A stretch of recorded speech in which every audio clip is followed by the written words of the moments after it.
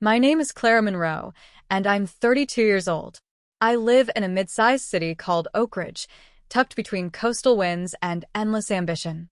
Life here is fast for most, but for me and my daughter, it's a quiet corner where we've tried to build peace. I'm a freelance graphic designer, raising my 6-year-old daughter, Ava, on my own since my husband passed away in a construction accident 6 years ago. We don't live in a fancy neighborhood or have expensive things, but our home is filled with love, stories, and the scent of warm cocoa on cold nights. For me, that's worth more than anything. It was a typical evening. I sat in our modest apartment, a warm ray of sunset brushing the floor while Ava scribbled away at her math homework. Her tiny brows furrowed in concentration as she stared at a particularly tough problem.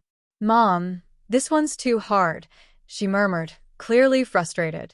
I leaned closer and gently pushed her curls back. "Let's figure it out together, sweetheart," I said softly. "We always do." I didn't know that within moments, our simple life would spiral into a nightmare. The ringtone cut through the stillness, buzzing loudly on the table. I glanced at the screen. Madeline Carter, my younger sister. We hadn't spoken in months. I hesitated for a moment before answering. Madeline and I used to be close. After our parents died in a car crash when I was in college, I became her legal guardian. I put my dreams on hold to raise her, worked part-time jobs, skipped vacations, and paid her college tuition from my savings. I didn't regret it at the time, but somewhere along the way, success changed her. After graduating, she landed a position in a fast-growing corporate firm and quickly climbed the ladder. Within a few years, she was managing high-end mergers, rubbing shoulders with CEOs, and flaunting her wealth on social media like a badge of superiority. The girl I had raised with bedtime stories and peanut butter sandwiches became someone I no longer recognized. I finally answered, keeping my tone polite but guarded. "Madeline." Her voice came through the phone, high-pitched and excited. "Clara, I have incredible news." I braced myself. "I'm getting married," she squealed. "Dylan proposed last night. A 5-carat ring, rooftop dinner. It was perfect." "Congratulations," I said, trying to sound enthusiastic. "Oh, and it won't be just any wedding," she added quickly. "It's going to be huge. Like, magazine feature, national media coverage huge. We've booked the entire Marigold estate, the most exclusive venue in Oak Ridge." I rubbed my forehead. Of course she had. She continued breathlessly, "And obviously, you and Ava have to be there. Your family. She'll be part of the ceremony."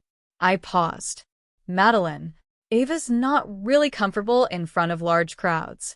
There was a beat of silence. Then her voice shifted, lighter, but laced with judgment. "Maybe being around ambitious people will inspire you to want more from life, Clara. Don't you want to show Ava what success really looks like?" My stomach twisted. I glanced at Ava, still focused on her math worksheet, blissfully unaware of the sharp words aimed at her future. I forced a tight smile. "We'll think about it." And even as I said it, I felt it deep in my bones. This wasn't going to end well. 2 months later, I found myself in a private suite at the Marigold estate, sitting uncomfortably on a velvet couch with Ava beside me, her tiny hand clutching mine. The room was a temple of wealth, crystal chandeliers, Italian marble floors, towering windows revealing a landscaped oceanfront garden. Everything smelled like roses, luxury perfume, and expensive pressure. Madeline stood at the center of it all like royalty, her platinum blonde hair curled perfectly, her voice sharp as she directed a team of wedding planners from Los Angeles. "Only orchids flown in from Japan," she snapped. "And I want a table set with Hermes napkins, not the ones you brought." I stayed quiet, watching her from the corner. She hadn't asked me how I was doing. She hadn't even said hello to Ava since we arrived. It was like we were props, background extras in her $1 million show. She turned suddenly and looked straight at Ava, her smile fake and tight. "Oh, sweetie," she cooed.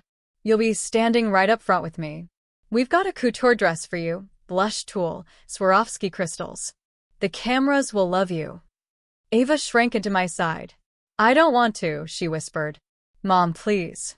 I placed a gentle hand on her back. She's shy, Madeline. She's not comfortable being in the spotlight. Madeline's eyes darkened. Her tone dropped. You're making her soft, Clara. Just like you. Always afraid to reach higher. I stayed still. There it was again, the barely concealed disgust. The idea that living simply meant living poorly. Then she said it. She'll grow up to be nothing if you keep raising her like this. I stood up.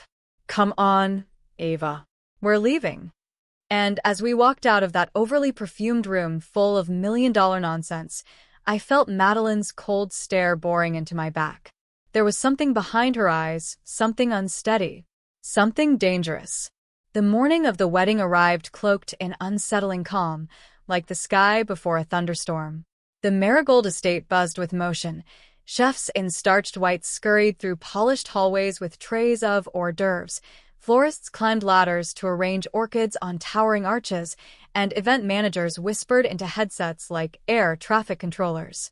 I helped Ava into her soft blue dress in a quiet guest room. Her small fingers tugged nervously at the hem. Mom, I really don't want to be here, she whispered. I crouched down and kissed her forehead. I know, sweetheart. We won't stay long. From down the hallway, a voice snapped like a whip. Where's the Fox crew? I paid for full coverage. I didn't have to look to know it was Madeline. I passed her open bridal suite on the way to the ceremony hall. She stood in front of an ornate mirror, her figure drowned in layers of a custom gown that reportedly cost $500,000. Despite the diamonds and the flawless makeup, she looked off. Pale. Sweating. Her movements erratic. Her fiancé, Dylan, stood stiffly near the door. His mother, Margaret, lingered nearby, clearly uncomfortable. Madeline, calm down, Dylan said gently. It's all going to be fine. No, it's not, she barked, eyes wide. It's all wrong. The lighting's flat. The orchids look cheap. And that champagne is warm, warm. Dylan. She grabbed a glass and downed it like water. Her hands shook. The wedding planners kept moving around her, quiet and careful, like bomb techs tiptoeing around a live wire. Something inside me twisted. I didn't know what was going to happen, but I could feel it in the air. Something wasn't right. As we entered the grand ceremony hall, I held Ava's hand tightly. The space was blindingly beautiful. White orchids hung from the ceiling like clouds, and beyond the glass wall, the ocean shimmered in the distance. Guests filtered in, dressed in designer gowns and tailored tuxedos, murmuring softly as camera crews adjusted their angles. We took a seat in the back. Ava shifted uncomfortably in her chair. I leaned down. Don't worry. Just a little longer, okay? But I was wrong. It wasn't going to be a little longer. It was going to be chaos. The ceremony hadn't started yet. Guests milled about, sipping champagne and checking their reflections in polished gold plates. The string quartet played a delicate tune, trying to keep the mood serene. Ava tugged at my hand. I need to sit down, Mom, she whispered, her face pale. I nodded, distracted for a moment by a waiter offering drinks. When I turned back, Ava had wandered just a few steps forward and unknowingly sat in the front row. On Madeline's chair. It had a gold embossed nameplate. I hadn't seen it in time, but Madeline had. Across the room, in her bridal gown and towering heels, she froze. Her eyes locked on Ava like a hawk spotting prey. Her body went rigid. The guests fell silent as they noticed her sudden stillness. Then Madeline moved fast. Her heels struck the marble like gunshots as she stormed across the hall, her veil flying behind her like a warning flag. Get up, she shrieked, her voice slicing through the room. Ava jolted up, panicked. I am sorry, she whimpered, stepping back. But Madeline wasn't interested in an apology. With a roar of fury, she grabbed a heavy glass water jug from the nearby refreshment table and, before anyone could react, She swung. The glass smashed against Ava's head, shattering into hundreds of sharp, glinting pieces. The sound echoed through the hall, followed by a silence, so heavy it crushed the air from my lungs. Then came Ava's scream. Blood streamed down the side of her face as she collapsed, sobbing in agony. Everything around me became a blur of screaming voices, gasps, and the sound of running footsteps. I dropped to my knees beside her, my heart pounding, my vision smeared with tears. Ava. Ava, baby, I'm here. Hold on. I pressed my hands to the wound, trembling as her blood soaked through my fingers. She sobbed, trembling. It hurts, Mommy. It hurts. I could barely breathe. And then I heard Medeline's voice, cold and devoid of remorse. That'll teach her. I looked up. She was adjusting her dress like nothing had happened. You monster! I screamed. You hit a child. Behind us, someone shouted, Call the police. The hotel manager had his phone out. His hands were shaking. Meline snapped her head around. No, don't. It was just an accident. But no one believed her. Dylan, her fiancé, stared at her in horror. What the hell is wrong with you? He said. And then sirens. The ballroom doors flew open. 3 uniformed officers entered, and the air shifted. Meline Wilson had just crossed a line she could never come back from. The police moved swiftly and without hesitation. Their boots echoed against the marble floor as they approached. One officer's eyes locked on Meline, still standing near the shattered glass and the blood-stained floor. Meline Wilson, he asked, his tone clipped. Step away from the child and put your hands where we can see them. Meline froze. Her painted face twitched. Wait, what? No. No, you don't understand. Her voice pitched up in panic. She sat in my chair. My chair. She was disrespectful. That was my moment. The lead officer stepped forward. Ma'am, you're under arrest for aggravated assault on a minor. A collective gasp filled the ballroom. Meline took a shaky step backward. You can't do this to me. I'm Meline Wilson. Do you know who I am? I'm on the guest list for the Forbes Gala. We don't care about galas, ma'am, the officer replied flatly. Turn around and place your hands behind your back. I clutched Ava in my arms, her head now wrapped hastily in a white linen napkin by a hotel staff member. She whimpered softly, tears streaking down her cheeks. Dylan stood nearby, his jaw clenched, eyes locked on the woman he once thought he'd marry. Say something, Dylan. Meline screamed as the officer clicked the handcuffs around her wrists. He stepped back. I already did, he said coldly. We're done. Medeline's scream was pure hysteria. You can't leave me. Clara, please. We're sisters. I stood slowly, covered in my daughter's blood, shaking from adrenaline and fury. I stared her down. No, I said quietly. Not anymore.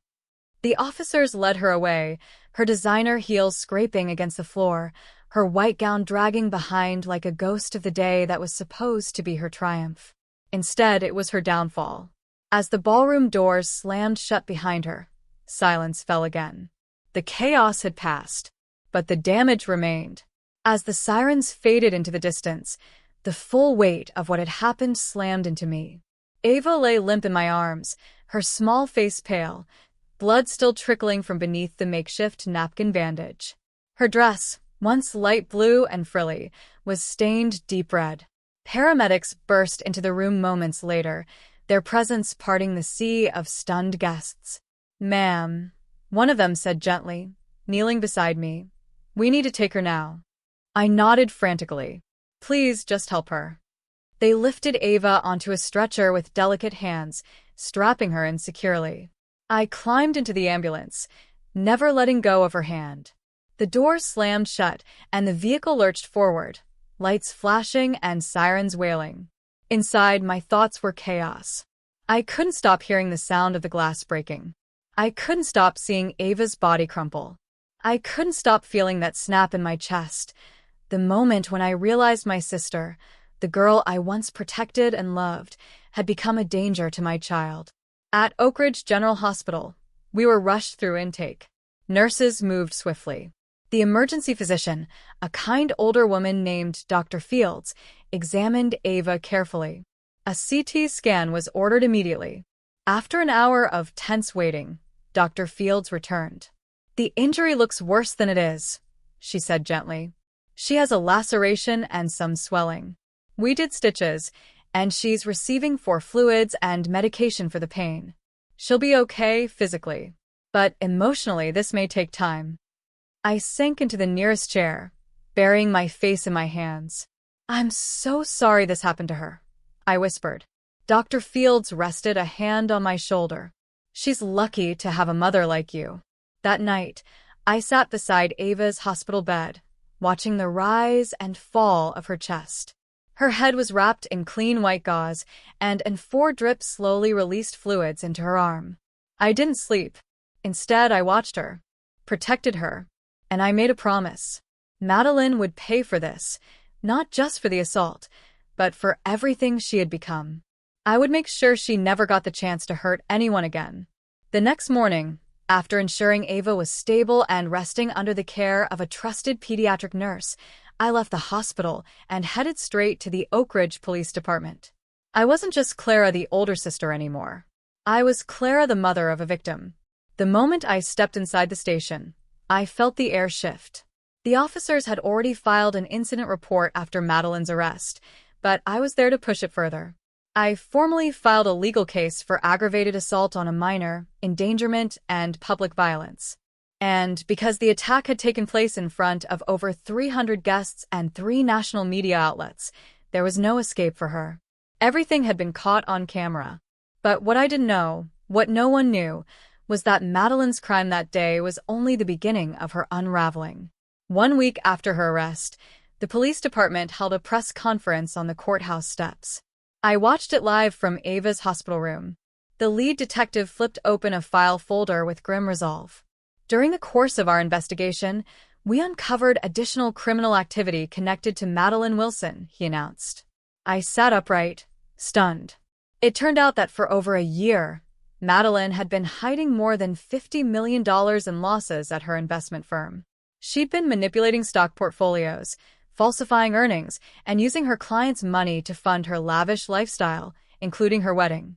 Even worse, a search of her penthouse turned up large quantities of illegal narcotics, including cocaine and unprescribed medications. Several of her employees testified that she had been paranoid, erratic, and verbally abusive for months. The media went wild. Fall of a socialite. Meline Wilson's secret life exposed. $1 million wedding ends in blood, handcuffs, and fraud charges. From Forbes favorite to federal felon. And in the middle of it all, there I was, dragged into headlines I never asked for. But I didn't care. Because for the first time in years, the truth was louder than her lies. 3 months later, I found myself inside a cold, quiet courtroom. The air was thick with tension, but I sat tall, holding Ava's small hand in mine. She was stronger now. Her scar was healing, and her fear was softening, but I could still feel the tremble in her fingers as we waited. The doors opened. Meline entered, shackled and pale. She wore an orange prison jumpsuit, her once glamorous hair tied messily behind her head. The diamonds and designer gowns were gone. Her skin was gaunt, her hands trembling. She looked like a shadow of the woman who once barked orders over imported orchids. She glanced toward me, eyes wide with desperation.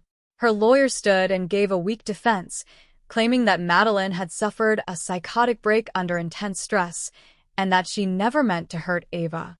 But the judge, a sharp-eyed woman in her 60s, wasn't buying it. She leaned forward, her voice ringing through the courtroom with calm precision. "Meline Wilson," she said, "you are hereby sentenced to 12 years in state prison. You will serve a minimum of 8 years without the possibility of parole. You are also ordered to pay full restitution for your financial crimes, and you will undergo mandatory psychiatric evaluation and substance abuse rehabilitation during your incarceration." Gasps echoed around the courtroom. Medeline's mouth opened, but no sound came out. Then, finally, she spoke, her voice cracking. "Clara, please. I didn't mean to hurt her. I need help. We're sisters. You have to believe me." I stood slowly, facing her one final time. I wasn't crying. I wasn't shaking. I was finished. "You're no longer my sister," I said evenly. And I meant it. As the bailiffs led her away, her scream pierced the air. echoing through the halls like the last breath of a crumbling empire. She was gone. For real, this time. Nearly a year has passed since the trial. I now live in a cozy townhouse in a quieter part of Oak Ridge, one with wide sidewalks and blossoming cherry trees. The walls are painted soft blue, and Ava's drawings hang proudly on the fridge beside grocery lists and silly magnets. Our mornings are calm. I wake early, make oatmeal, and pour a cup of coffee while Ava colors at the kitchen table. Her laughter, free and full, is the sound that rebuilds me every single day. She's stronger now. Her hair has grown back over the scar. Her nightmares come less often. She no longer hesitates when someone walks too quickly toward her. There's healing in the little things.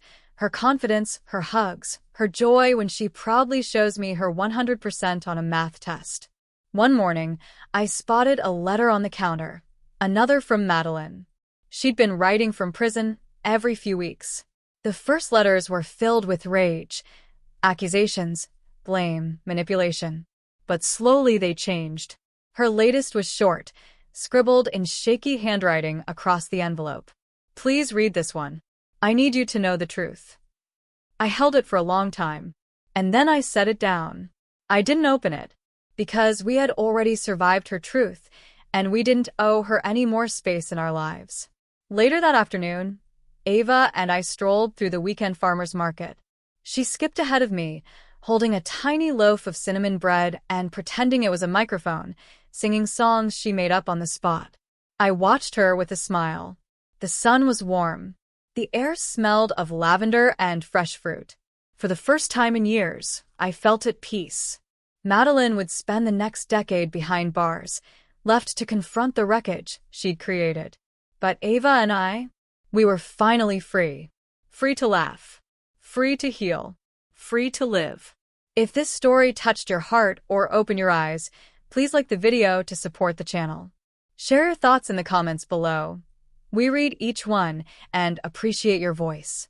And don't forget to subscribe so you never miss a powerful story like this again. Thank you for being here. Your support helps us continue bringing these true-to-life stories to light.